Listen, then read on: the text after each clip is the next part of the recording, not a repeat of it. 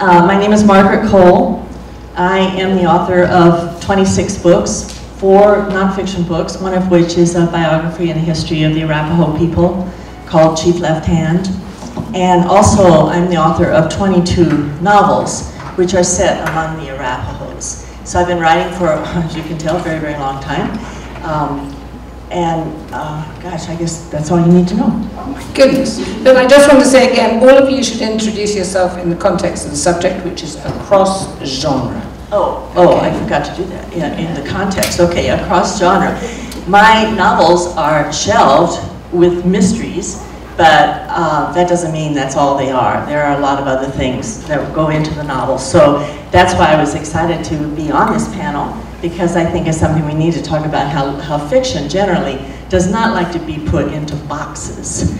Fiction ranges, over a lot of different genres. So that's perfect. That's why I'm here. Nick, which one of you is next? Namita, please go ahead. Can you hear me? Is the mic on? Just give me okay. Is that better? Just swap with Margaret. Can you hear me? Yes. Across genre. So I'm a little confused when I introduce myself, because I do a lot of things that don't always fit into the dockets of the other things I do. So the order in which I like to describe myself is as a novelist, a publisher, and a festival director. But actually, it often happens the other way around. And people forget that I'm a novelist or a writer because I'm so caught up in the administration of foregrounding other people's books, both as a publisher and a festival organizer. I wrote my first novel when I was 26 in 1984. It was called Paro Dreams of Passion. And I wrote it after I got thrown out of college for various reasons. And it created a huge stir in India because people either loved it or were offended by it, because it was more than sexually frank, it was sexually funny. And Indian women were not supposed to laugh about things that they weren't even supposed to talk about. And I, having got dropped out of college, started a film magazine in between, shut it down and done this, wanted to be taken seriously. So rather than taking the kudos and the fame and celebrity I got from this first book, which has been in print for 32 years and is still doing pretty well, I said I have to show them that I'm a very intelligent person. So I wrote the most depressing novel possible. And nobody would publish it. And that got even more depressing. So I had 10 years of enforced silence because people, and that this is very much on the genre subject, because I had been bracketed as somebody who wrote these sort of effervescent, funny novels. And here I was getting like Sousanis or something, you know. So what I'm trying to say is that for writers like me, it's been 13 books now, and only now that a pattern is emerging. And I can see there are some things common between, well, in front of 22 and 22 books, 13 doesn't sound like much, but I can see a pattern emerging. And the work I do in books is around myth a lot now, and also in fiction and women's voices. Thank you very much. Now, I know we're going to go to Nick, but Margaret takes exception to the idea that as canons crumble. You say, I don't think so. There's an incredible explosion now in imaginative literature that pushes traditionally accepted boundaries, which brings us to Nick. Nick wrote his entire thesis for Columbia in comic form. Think of just, part the imagination, the physical application. So Nick, I'm going to ask you to do something to introduce yourself, but also show us some of the work, please. Yeah, thanks for having me. Let's see if we see it. So yeah, I did my dissertation in School of Education at Columbia entirely in comics. Does this sound all right? Yes. I sound funny to me.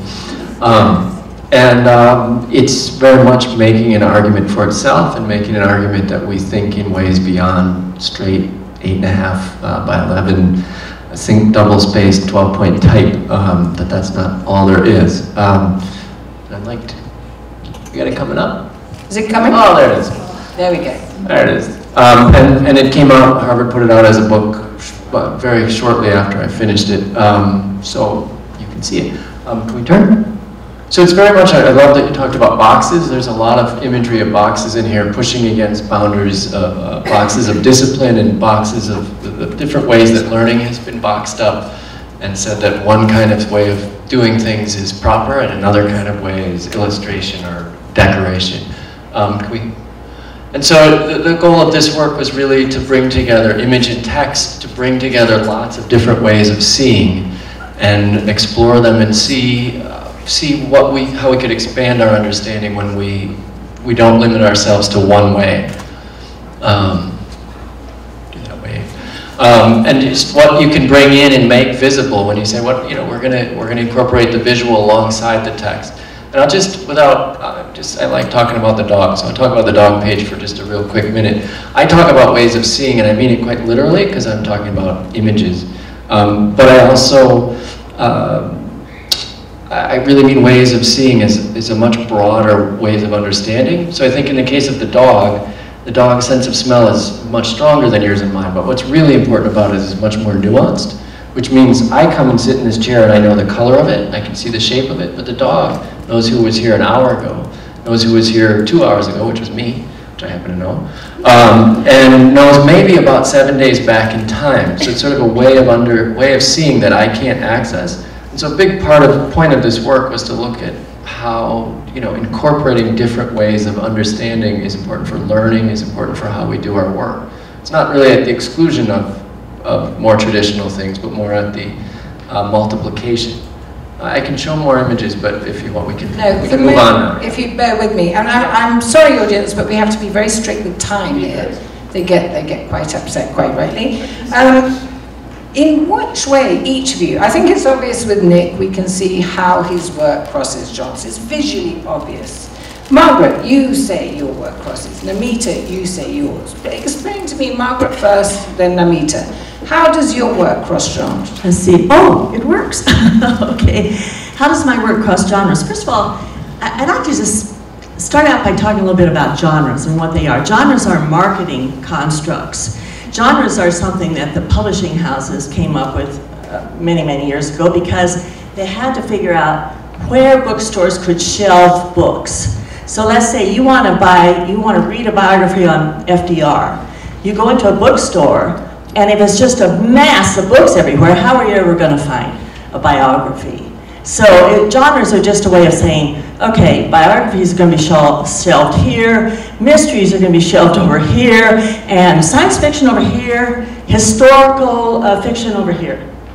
So once we get it through our minds, I think that this is not really natural to the novel itself to be put on one shelf or another. A lot of novels could sit on many shelves. My novels are placed in the mystery or crime fiction because that's what they are. They are that, but that's not all they are. I also write historical fiction. In all of my novels, I bring in a lot of the history of the Arapaho people. I go back into time so that the novels go from the past to the present, back and forth with parallel stories, and I'm intrigued by the idea that old crimes and old frauds and old injustices, and believe me, there are many of them when you get into talking about the American Indian people, how these old crimes percolate up into the present and have to be dealt with in all kinds of new ways. So now we've got mysteries, we've got historical novel. Of course, they're literary novels. If you consider literary meaning, at least, I'm not saying that about myself, but critics have said that about it. And of course, this is what I want to write, and that is the best language I can use, the best I can do as a writer, the deepest characters that I can depict, all the descriptions, all that kind of thing that you expect in a literary novel. I certainly put that in my novels. So that just is just a brief idea. Thank you, Margaret. Now, Namita, you have said that when your first book was published, it was actually consciously Victorian Gothic meets pulp romance. It didn't fit the pattern. It used Bollywood-type English-Hindi hybrids. Goodness. Yes, Because I'll have to go back a little bit in time. Please do. And you will have to be patient and so will the audience, because it's a more particular situation. Here is somebody whose mother tongue is Hindi, but who has been educated in a convent school in English and taught to despise Hindi, as my generation was. And yet from a family where there are a lot of very distinguished Hindi writers. And when I go to college, I am taught Chaucer. And I don't want to study Chaucer, because I say I am an Indian woman, and why should I study Chaucer? So there was an alternative paper on modern Indian literature in Hindi, which I want to do. And as a complicated result of a nun getting upset, I am thrown out of college. As a reaction, I start a film magazine. When I start a film magazine, a Bollywood film magazine, I realize the vibrancy of the language on the street, which combines all these other languages. English, Hindi, Marathi, all the languages of India come together in a sort of joyous accessibility.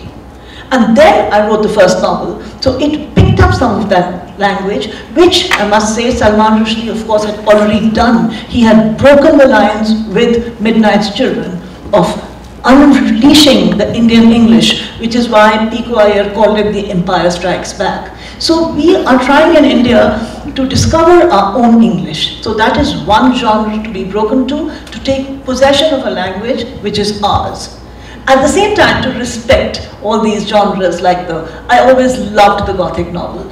And the Gothic novel in India was quite different, because see, India didn't have novels as part of our own narrative. The novel is much more recent in India than in other countries. We have epics, and the epics are told and retold and retold and retold. And after playing around with different genres, I went back to the myth. And I was just a little ahead of my time. And my books on myth have done really well. But there are people here like Devdutt Patnaik in this festival. I mean, that is the booming one genre, which crosses so many other genres where people come back to the old India. I'm going to have to, Nick, you see, what's really interesting about you is that you are a lifelong comics maker. We have it up on the screen. So you are actually, in some ways, establishing yourself in a particular genre, but you say that you've learned that it's the deepest path for intellectual exploration for you. So perhaps sticking to the genre, albeit an across the genre, you are in fact being sort of old-fashioned in some sort of way. Is that possible? I'll take that. No, don't. I don't want no, to. I'll take it. I mean, I was thinking about the shelving issue. This is a pretty much an unshelvable book. Like, it's, in fact, I had a guy who tried to get it at his French library, which had it, but the librarians couldn't decide where to put it, so they put it in storage. I didn't make that up, by the way. So it's, you know, I go to a bookstore and I try to find it, and it might be in graphic novels, it might be in philosophy, it might be in social science, it shows up in all sorts of things. So, I mean, I really think in my own, so yes, I made comics always, but I also didn't make comics. I mean, I always made them, but I didn't do them as my main thing for a long time. But how would you now cross genre? I mean, you would then have to become a conservative adopter of traditional genre, surely. I don't know. I don't know how to answer that question. So something to think about. But I do like the idea that you explore more deeply through particularity. So does crossing genre perhaps stop you being able to do that? I don't know how to answer that question. Want to help me out a little bit? Well, if you were going to do something very orthodox now, would you find that constricting? And what would they're doing a straight text? Straight text. Yeah, no. I mean, I think what's very true for me in comics, I mean, is that it allows me to use my hand to keep moving. It allows me to use my eyes. It allows me to use my visual system so I can interact with the ways. It allows me to see things that I wouldn't be able to see if I work straight in text. And I know, you know, I mean, we all know this. You go out for a run, you have all these great ideas, and then you sit down to type it up, and like straight lines are sometimes a real problem. So I think finding ways to like tap into the non-linear ways we think, which I think comics for me work particularly well. You can do it in other forms, but I don't know. Comics are sort of a non-genre. I mean, they're maybe a genre, but they're very hard to describe what they are and how they work. Namita? Yeah. I wanted to talk about what you were talking about, and to rudely interrupt, I'm sorry.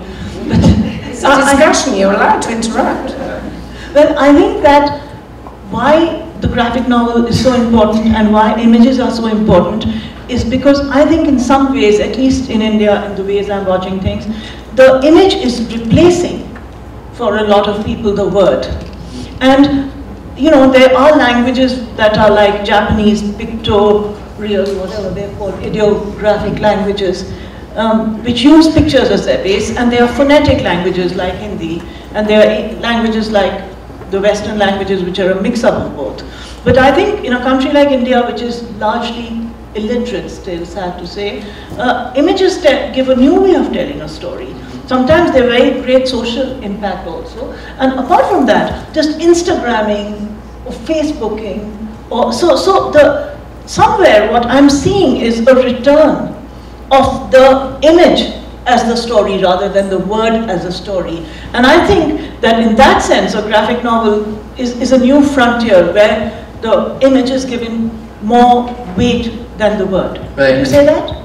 I mean, and I think what's key there, I mean, I think we see comics or graphic novels kind of as a new thing, but I think really, I think it's a connection back to the very first things that made us human. You know, we're making picture stories to try to figure out the world. It's something maybe we lost for a while, more than novel today. So before Margaret comes in, Yeah. can I just, Yeah. That's exactly my point of view, because some time ago I got stranded on the roadside for some reason in Nainital near my hometown, and there was an old cave, which was a prehistoric cave.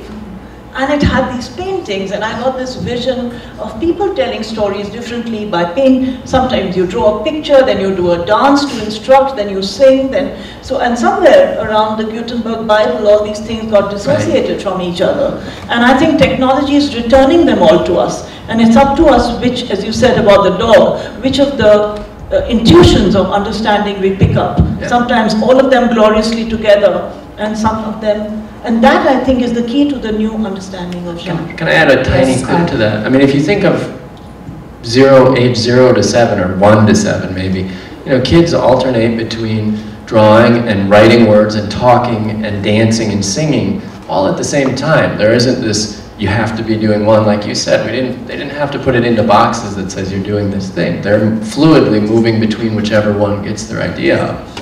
I'm just sitting here thinking, as a writer, a word writer, that words also create images, and that we work really hard as writers to be able to convey those images through our words. And so you've got both. It seems to me you have like a dual impact here, because you've got the visual image that you believe goes with the story. But then, I'm wondering then, if there isn't another image that the words might be conveying to your readers. I think that's right. I think that's some of the strengths of working this way, is that you're kind of reading it in two ways. You're reading the picture, then you're looking at the text and back and forth, and they're both speaking to each other, sometimes at cross purposes, sometimes at resonant purposes. There's a lot of ways you can have those interactions. I think that's right. But I don't think we're talking about pictures. I think maybe we're being too pictographic. We're talking about crossing genre. Now, Margaret, you are an American historian and mystery writer of the acclaimed Wind River Mystery. And Namita, you've described your work. Nick, you've described yours. To what extent do you feel compelled to stick to the genre that bookshops and libraries have forced you? This I'm going to ask all three of you. To what extent does it then influence the construct of your work? I don't think it does at all, to be honest. When I'm writing, I'm not thinking, how is this going to be categorized? I'm not thinking of my novel in terms of any kind of a category. I do write crime fiction, but I think the reason I do that is because I like to write about real things. I like to write about what's going on in the world. I like to write about the world of work, what people actually do in the world.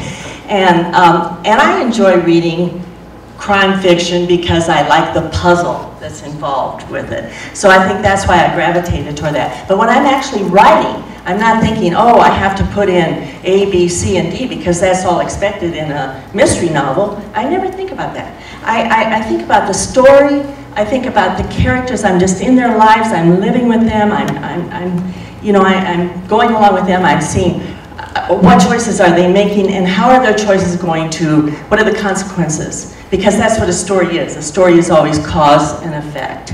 Cause and effect. So I'm always. Do you plan? Do you have a big board in your office that you have characters? All of you. Do you have? Are you a planner? You said you don't think. Does that mean you don't plan? Oh, wait. Do you channel? I'm thinking in my creative mind, which is a whole different thing from stepping back from the novel and thinking, okay, now I'm going to write a novel, and then planning it out. I'm going to do this and this and this. I know novelists who work that way, who will write a 90-page outline. If I ever wrote a 90-page outline, I would never write the novel. So I'm not like that. I do think about it. Of course I think about my plot and my characters and what is going on, what's happening before I start. And then I just plan out what I call just a roadmap. So I have a vague idea. I'm going to start here, I'm going to go there, and somehow I'm going to end up over here. What happens along the way, this I don't think out. And genre is no part of that. I don't even think about it. I don't even think, well, I'm thinking about of course I'm thinking about, when I'm thinking about the story, what it's going to be, I'm thinking that, yeah, I am going to have a crime here, and the crime has got to be solved. But then I'm also writing history. I also write social novels. I write about a whole culture and a whole group of people on a reservation and how they live. So I'm really exploring a social milieu. So I'm not really, those are things that aren't really impacting. I'm just trying to tell a good story. Now, Namita, are you a planner? I mean, with the genre question in mind, I mean, do you just go for it? I think Napoleon said, planning is everything, plans are nothing. So I often begin with a line. And I know that this is a perfect line, but at the end of it, I'm probably going to drop it. So that's just the beginning point. And I do structure along, but I also wing it. The most important thing is first to get the voice, then to get the shape of the book. Once I've got the voice and the shape, it comes out. So you feel no constriction from genre? Absolutely not. I switch genres, and the only thing that stays consistent in them is a bit of absurd humor.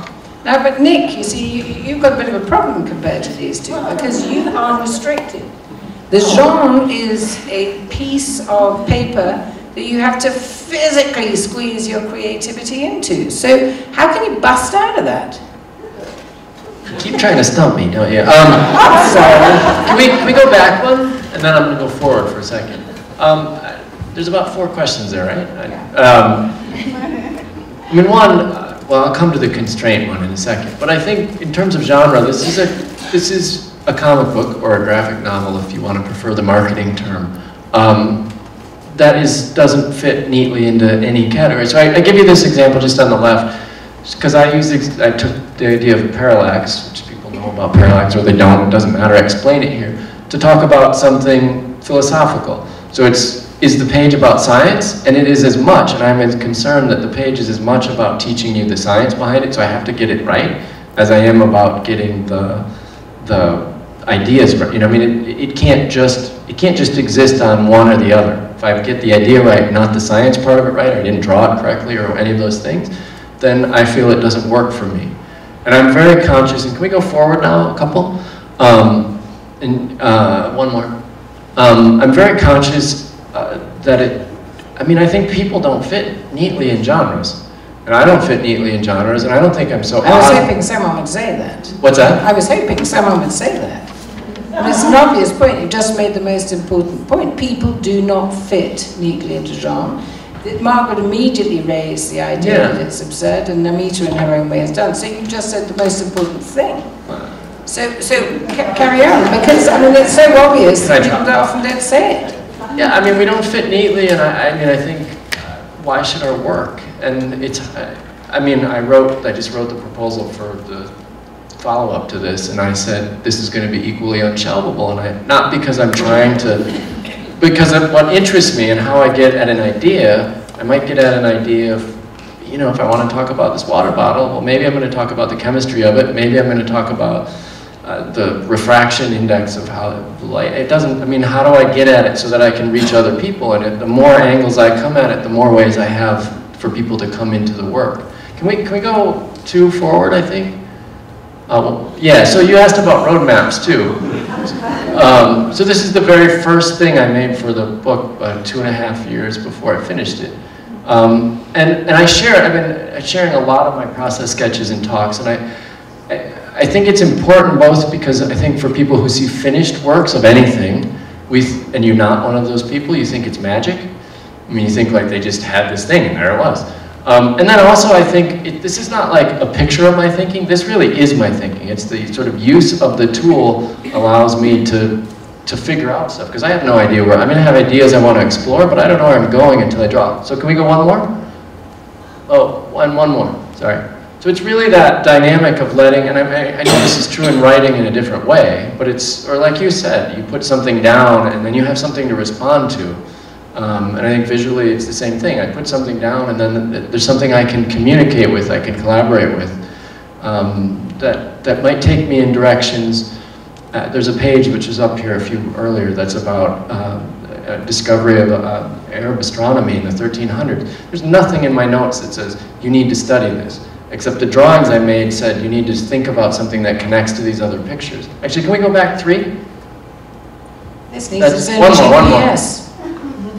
This one on the right, it's down here, but it doesn't. We don't need to go into it. But the constraints of the page, the constraints of the theme I was trying to organize, forced me to try to look up stuff that I wasn't going to look up, and then so I learned a whole bunch of new stuff because of that. Margaret, I can see you. Yeah. Well, that happens in just the writing process, even without the drawing process. That way, it's a part of creativity. That when you're writing, this is why I don't do an outline, because I can't anticipate what's going to happen when I'm actually writing. Something just takes over. It's just a creative process, and you have to go with it. And then all of a sudden, it's like you say, Nick, you find out, oh, I'm writing about something I know nothing about, so now I'm going to have to do a lot of research on this. Whereas if I had sat down, you know, at the beginning and said, okay, I'm going to write about this and this thing would never have popped into my mind. But it pops into your mind when you open your mind to the creative process. Namita, I mean, I think we're establishing here. Does anyone have a question they want to throw in now? I would like, yes, there. Can you shout, or do I need to?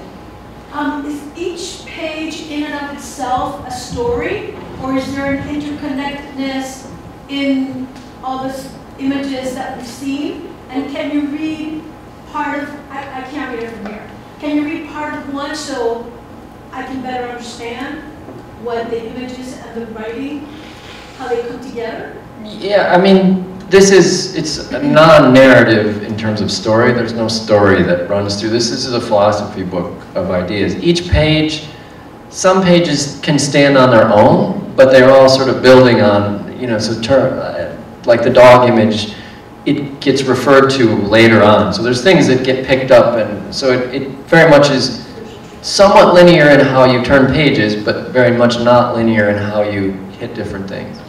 I'm mindful of Namita's neck. She's Yeah. going like this all the time. But what I want to ask you, and you're not going to like it, Nick, you're not going to like it.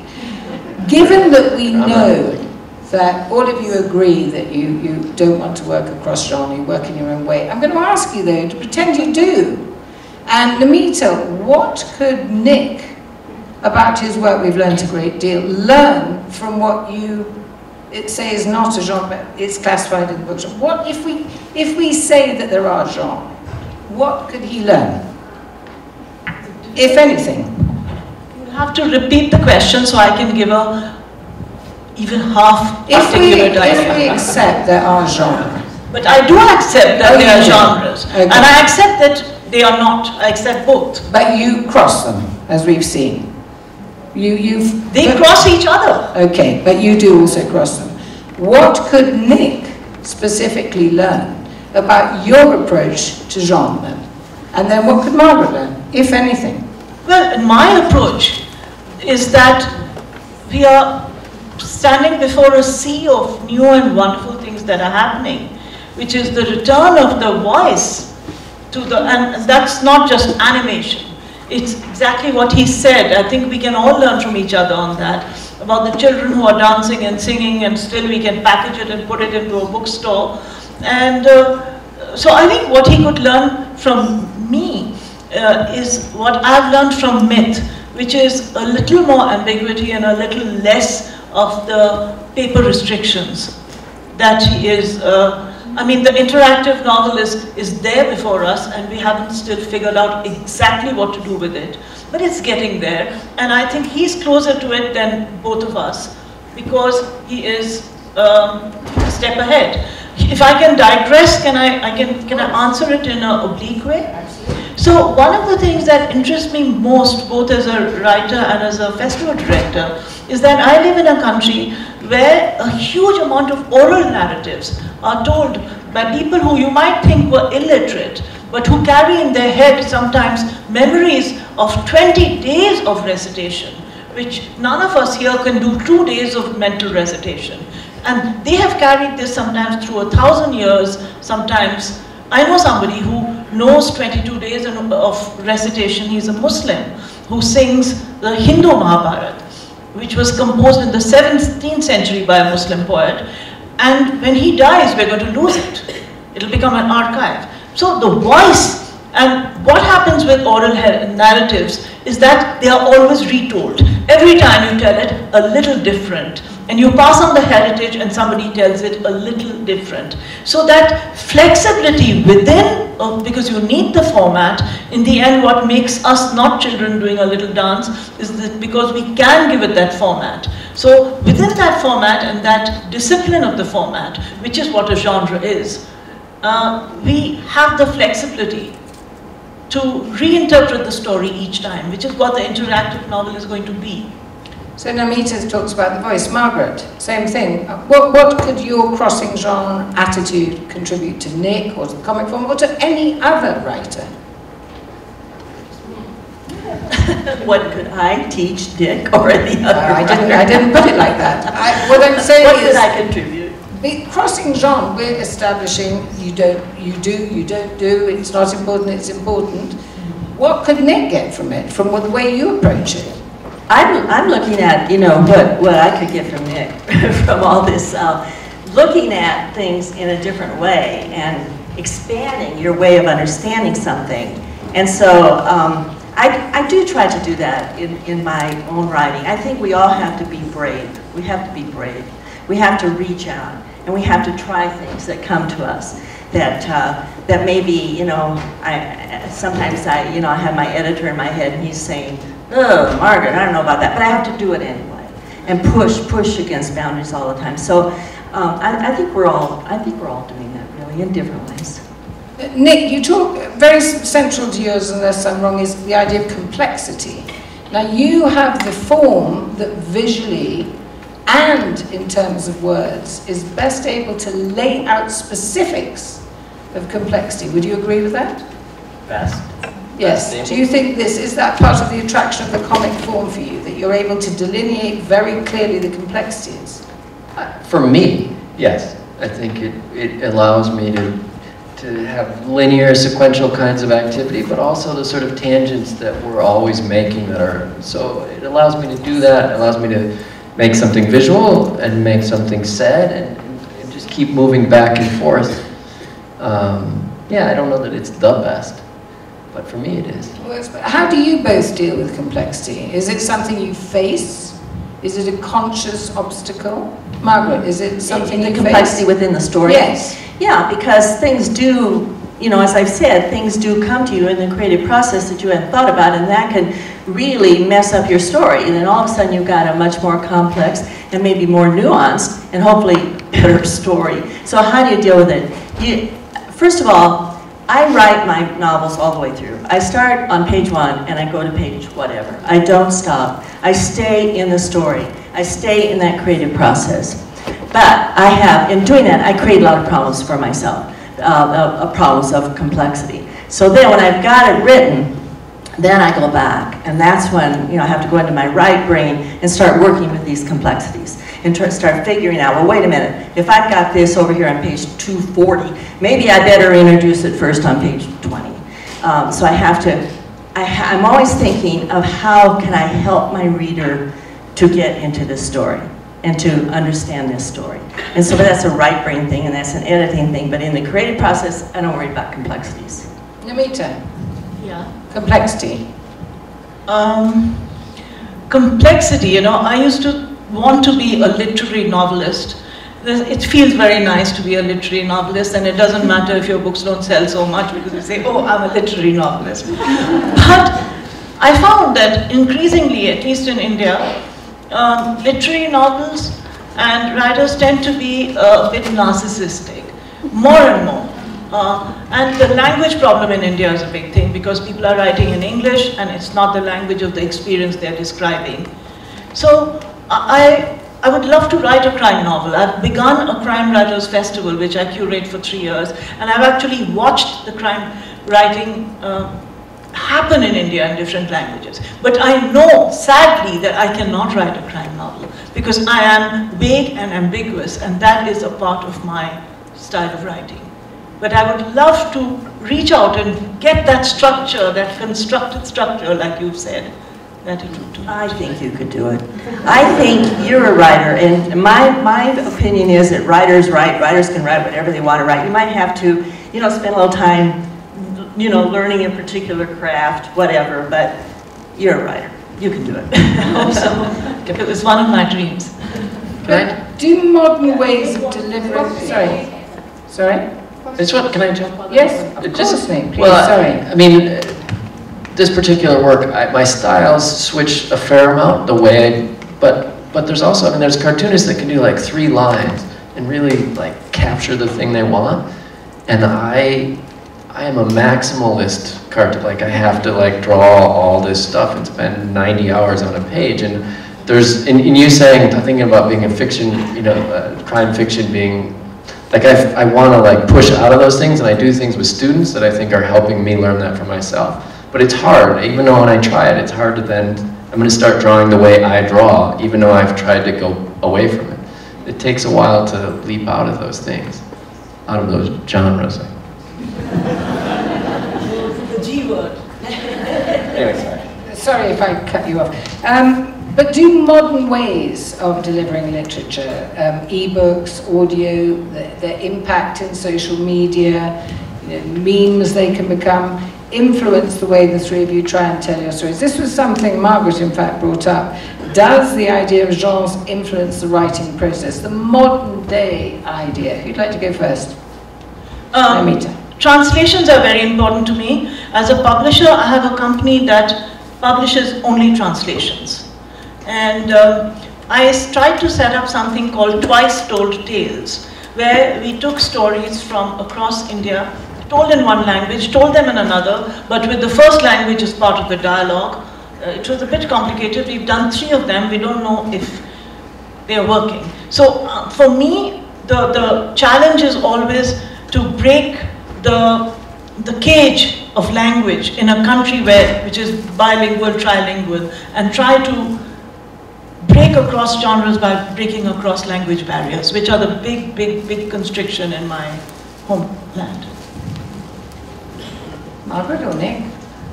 Well, I think that with the new media, and books are sold, they're delivered in so many different ways now. There are audiobooks, there are e-books, there are, you know, as Namita is saying, the interactive novels are here already, and it's going to become even more, you know, prevalent. So how does that influence me? You know, I'm just an old-fashioned writer. I'm just still stuck with my story. I'm still always just, I know I'm always going to be in my story. How that story is going to be translated, even into other languages, how that's going to happen, I don't worry about that. There are other people, really good people out there who know about those things. I'm not one of them. So it really, you know, I think there's just so much noise out there today. You know, that the new media and the all the things that you should do and shouldn't do, and you're just bombarded all the time as a writer. And I think if you listen to that, you're probably not going to write. I think we should get a clap for Yeah. that. Nick, did you answer that question? Sure. You're fine with that. No, it's okay. You okay? Good. All right. What about the reader? We haven't discussed the reader with regard to genre. You talked about the fact that your work gets classified. We haven't talked about, am I off? We haven't talked about how the reader might feel, your interaction with the reader. Do you have people, all three of you, come up to you and say, I wish you'd bust out of that? Namita, you do. I mean, Nick, people might come up to you. Margaret, whichever one of you would like to go first. Do you have reader reaction on the question of genre? Well, I don't know if it's on the question of genre so much. I just think I get an enormous amount of reactions from my readers. It's very gratifying. It's very, you know, heartwarming. It's almost like I'm writing an interactive book without even realizing it, because in some ways your readers contribute to your story. And so I have readers all the time tell me and email me, and when I meet them they tell me what my stories are about. And they tell me wonderful things that I didn't know. So it's really, but they're interacting with me in the story, and that's exciting. So I don't know. Right now I've just announced that this book that just came out, Winter's Child, is the last book in my series. So I'm getting, my inbox is just totally filled with readers, and they have all kinds of things to say about this being the last book in the series. But most of the things they say are just so heartwarming. I was waiting for an appointment. I was sitting in a reception room the other day, and I was reading these emails on my phone, and I started crying. And the receptionist came over to me and she said, "Are you okay?" And I'm like, "Yeah, I'm just really happy." You know? So you do get a lot of you know, response, and there's a lot of interaction with readers. I love it. Yeah. I really like that. That was beautiful. Nobody's told me I should make different comics, so I don't have that. But I write both in visual and verbal metaphors. I never really tell people what I'm talking about. When I talk about it, I say more about it than the work itself does. So I've had the fortunate experience of either giving talks or going to universities where they've read the book, and the question is, what is it about? And I love to hear what they think it's about, because it's a different answer all the time.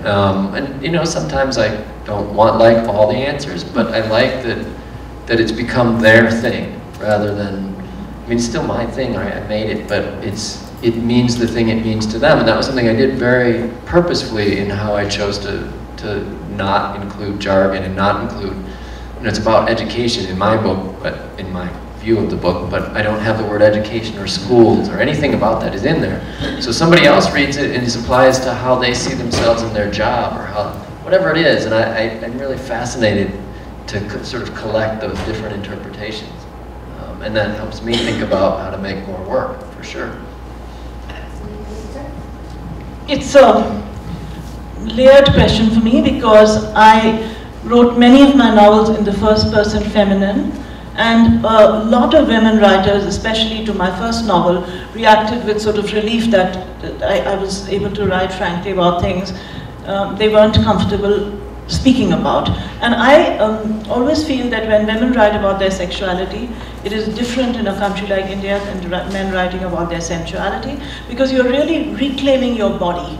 And you can't reclaim your mind in a country where your body and your mind both belong to your husband, father, patriarchal societies. So I have a lot of women writers who tell me that my books change their lives. And a lot of women do PhD theses on me.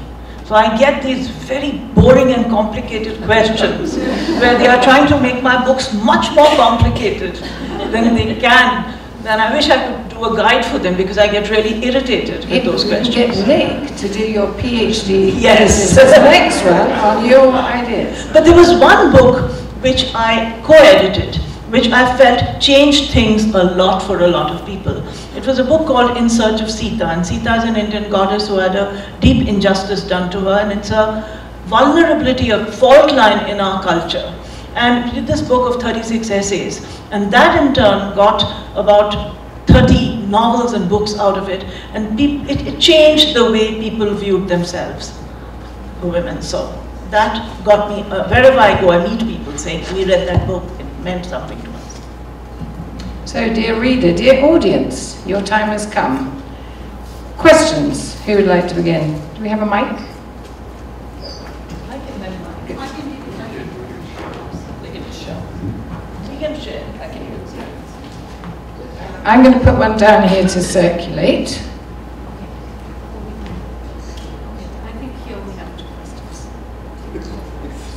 Circulate, please. Margaret, and actually all of you, do you have a sense of who reads your books, the kinds of people who read your books?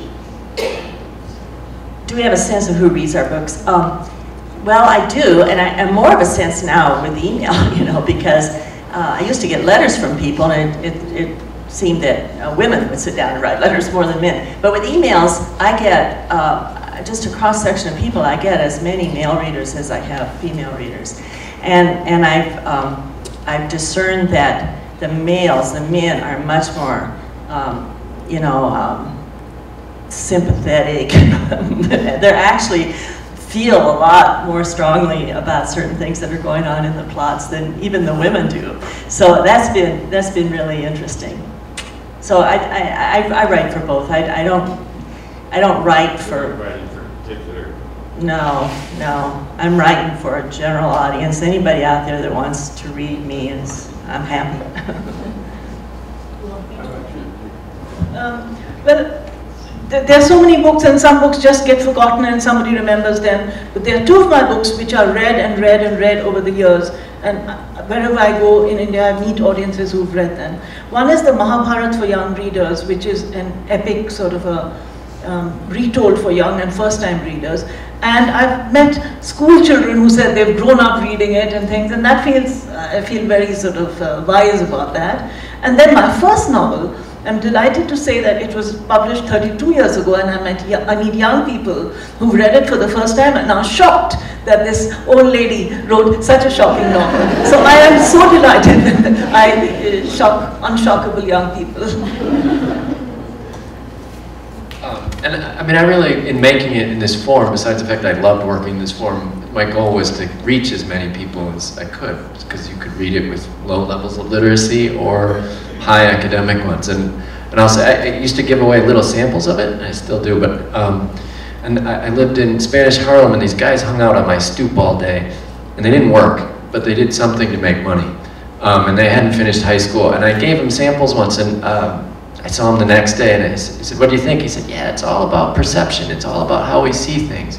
And I was like, that's the best response I'm ever gonna, you know, my dissertation committee will like it and stuff, but that's what you want. And I mean, I've had somebody tweeted a picture of their 6-year-old reading it, and I got academics teaching it. So I mean, I like, you know, I wanted to make something that random people could pick up. Yeah. Do you think the word stirs the imagination more than the image?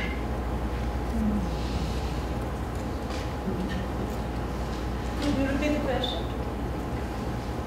Do you think the word stirs the imagination more than the image? I think yes.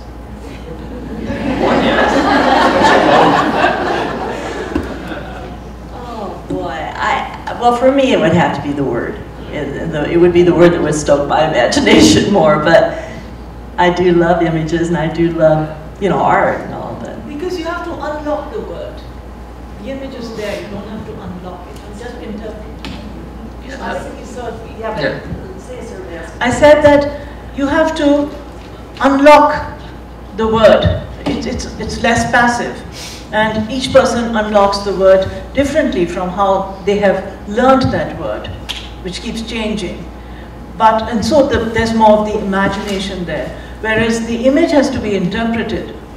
I mean, I'm getting into sticky waters here, but you know what I'm saying. I mean, I think it depends on the word and the use of it, and it depends on the image and the use of it. I think you can have you know, you can talk about images anchoring words anchoring images, which I think Bart's talks about that. But I think, you know, so that the word has the specificity that the image lacks. But then you can also talk about images that illustrate the word, and I don't, you know, that provide a specific, this is what that person looked like. So I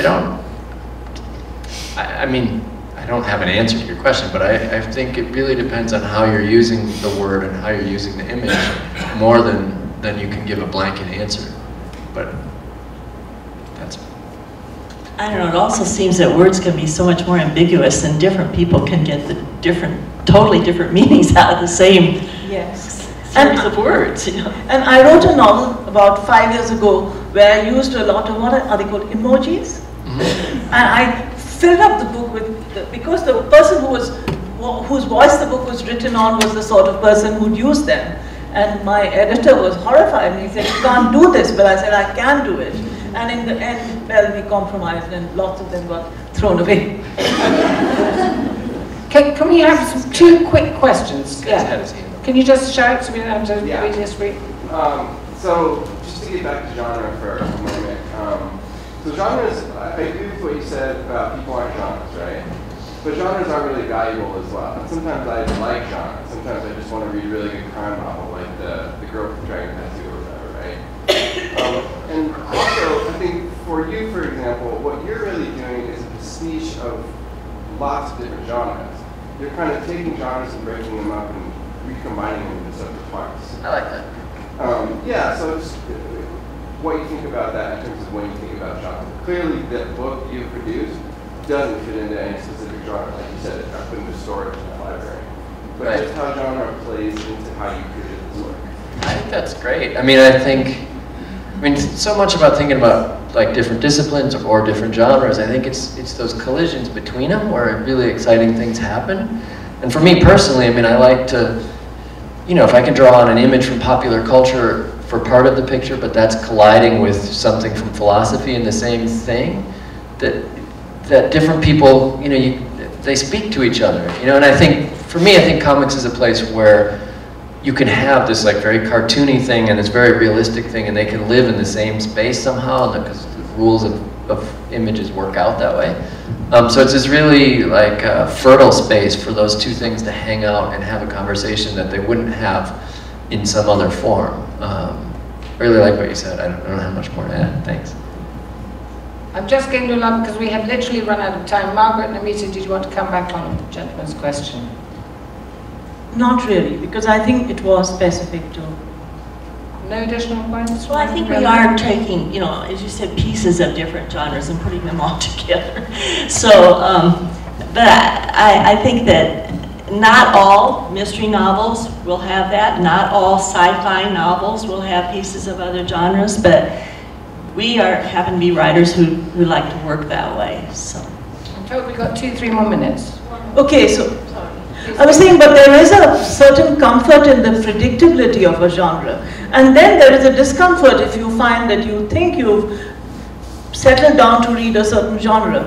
And the conventions of that are like the conventions in a marriage or in a dinner party or something. And when somebody breaks those genres, you feel a sense of slight outrage. yeah, you still have to stay with, you know, some of the tried and true parts of your genre.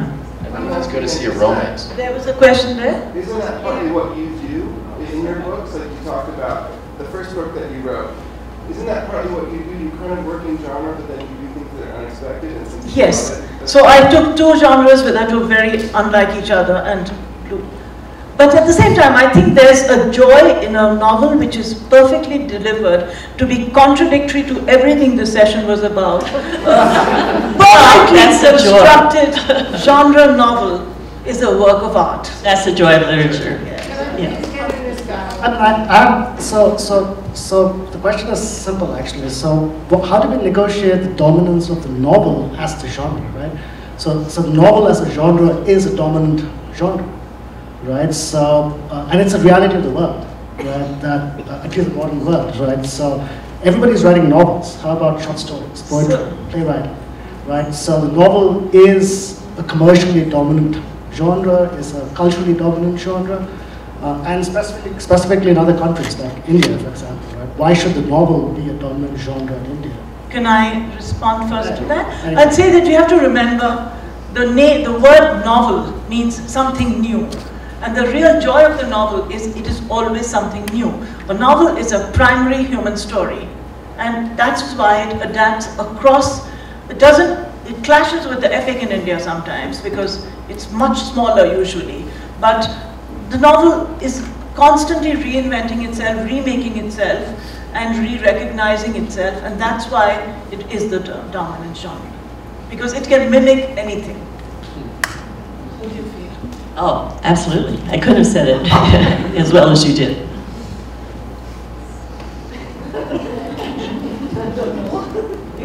I'm afraid that's it. I'm being told that's it. It's been going on a long time. Thank you very much.